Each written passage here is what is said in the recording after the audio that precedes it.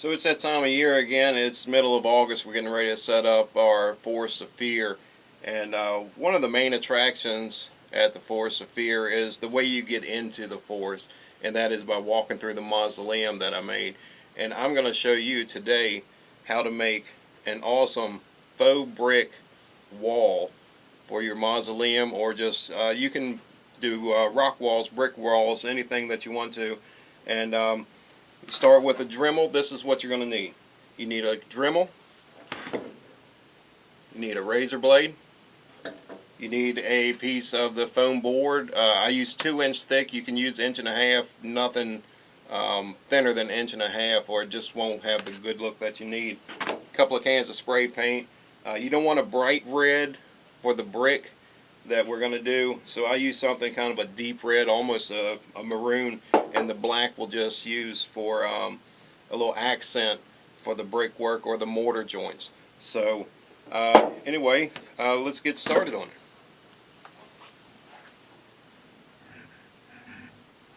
it. So in this case, I'm using just an old piece that I had of 2-inch foam board that was left over, and I was using it for a door. First thing you want to do is just draw out the area that you want to cut out. Now this is going to be pretty much a plaster wall where the plaster's falling off and the brick inside of it is exposed. And I'm not going to do a real big piece of it since we got, this is just showing you guys how to do it. So I'll take a marker and let's just start here and kind of go, you know, a little bit up through here and around. So I've got that part taken care of. Now, very important for your Dremel, you only want about 1/4 inch of this cutting blade right here. And you can use a drill bit. They have specific ones made just for cutting. So we'll do a little bit of this, and it takes a little while to cut all this out, but we'll just show you what we got going on here, and then we'll come back.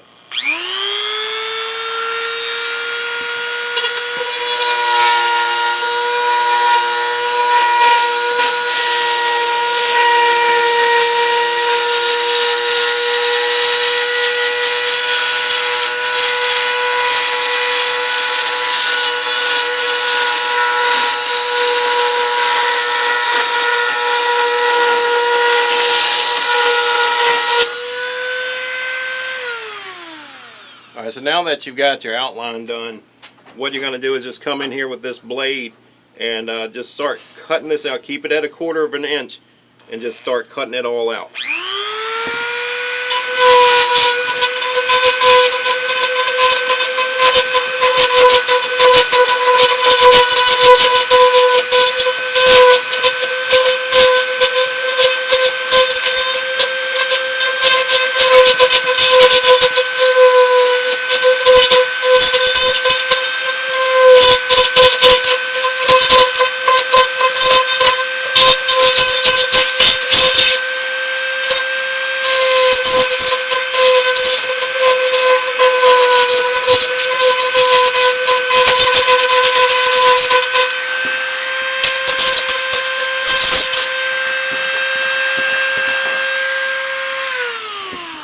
So this is how we're starting. I'm going to go ahead and do all of this, and then I'll come back and I'll show you how to start making the bricks in it. Okay, as you can see, I've gone ahead and cut all this out with the Dremel. About 1/4 inch is all that you need. And you don't want to smooth this up. You want to kind of leave it rough, because just to give the look of your bricks as this mortar, this plaster is falling off of it. So you want to come through now and just make your bricks. So I'm going to do my mortar lines first, and mortar lines you want to do about maybe 3/8 of an inch for your mortar lines, and it doesn't have to be perfect, but just run them across. Mortar lines going across, brick line, mortar line. And like I said, it doesn't need to be perfect unless you want it to be perfect. Then you, but just remember, this was I'm making old buildings, mausoleums, stuff like that. So I want them kind of bad looking. The brick line, about 3/8 to 1/2 an inch for mortar line. That's enough. I don't need to go any farther that way. So the next step is to take your razor blade and you want to come in at an angle. Don't go straight down, come in at an angle. And I don't know if I can get any closer on this shot or not. But let me see if I can get closer so you can see this. Okay, so now I'm going to go in at an angle. I want this to end up looking kind of like a V, and just cut through. This is the mortar line right here, and then come back in an angle that way. Cut through. And then that whole piece, look at that, pops right up out. That's your mortar joint right there. So let's do another one. Go at an angle. You don't have to go real deep with it. That one might have been a little deep. But like I say, this is for an older looking building if I was doing it. And then pops right out. Pops right out. You can touch up as much as you need. You can make it look like a newer house. I like the old looking stuff for the Forest of Fear, the mausoleum, all that. And the other part I'll do is right on the edge. Just put a little bit of a V cut in that, pop it out. And foam is so easy to work with. This is so easy to do. Again, I'm just going to put a little V cut there for the edge of the bricks. Cut them out. Like I say, on old buildings, don't want it looking perfect. And V part. Anyway, so now that's pretty much what your bricks are going to look like. So the next step we're going to do is to, look at that, pops right out. Gotta love working with foam. You can actually use, I have something for this that it's just like a little heat stick that heats it up. And anyway, that works pretty good too. But now you can kind of see like the, let me move this thing without knocking everything off. You can kind of see where we're going with this, with the lines, the mortar lines, plaster look. Anyway, so next step is just take it outside and paint it. By the way, this makes a pretty good mess. So I usually do it outside. It was just kind of rainy when I started it. So anyway, let's get it outside and paint it. So I've given this kind of a once over with the paint. I figured I'd come back and hit it one more time for you, just kind of show you. So your mortar joints are black. I wish it was a little bit brighter outside, but just a black. Don't stay spraying too far, too long on it. And also be careful what kind of spray paint you get. You'll want to test some. This is a cheaper black from hardware store. It works okay. It's not bad for doing just like a flat black.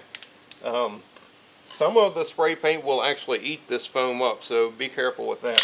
But I'll go back and hit it a little bit more. You want to test what kind of spray paint you get. Make sure that it's good for this type of foam.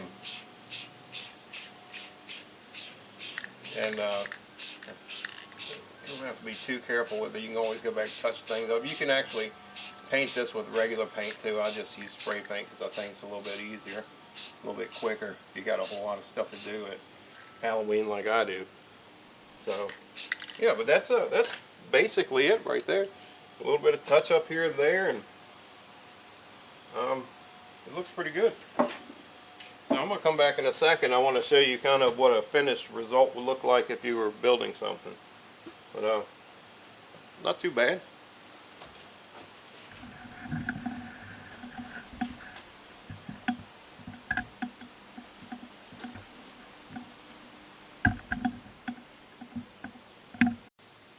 So anyway, this is the finished product that we got. I think, doesn't that look awesome though? I mean, look how realistic that looks. Just awesome. So I'll give you a shot of what my mausoleum looks like. It's well, this is just where I store it at, so keep that in mind. But I actually framed this out of 2x4s, which if you're going to make a mausoleum, They're really easy. Mine's just a 4x6 building. Yeah, 4x6. And I made it with 2x4 framing. Make it as light as possible. Use light framing wood. So there's some of my brickwork on that. Yeah, Michael and Malik and a whole bunch of other people in there. Anyway, this is just where I have it stored during the off season. So I'm getting ready to set everything back up. I put little pillars out front. They get flame lights on each one of the pillars. Cat's fault. And then I have little skulls that go on this. Have lights up through. Anyway, but if you're going to do corners, that's just make sure your brickwork matches up to give it the best realistic look. Plaster still on the side, falling off. I like doing stuff like that. I think that's pretty neat. But yeah, that's the mausoleum, and that's kind of what we were just doing to make a little building or mausoleum or walls, pillars, anything that you want. But yeah, mausoleum. That's hay. The roof, I didn't actually make. I've got it framed out, but I just put this heavy tarp paper on it. It's road mat, geo fabric, but it makes it a little bit easier to carry around and move. The way this one is two guys can get inside, pick this thing, and walk it wherever they want. But yeah, if you want to make a mausoleum or pillars with the plaster falling off the brickwork, that's how you do it.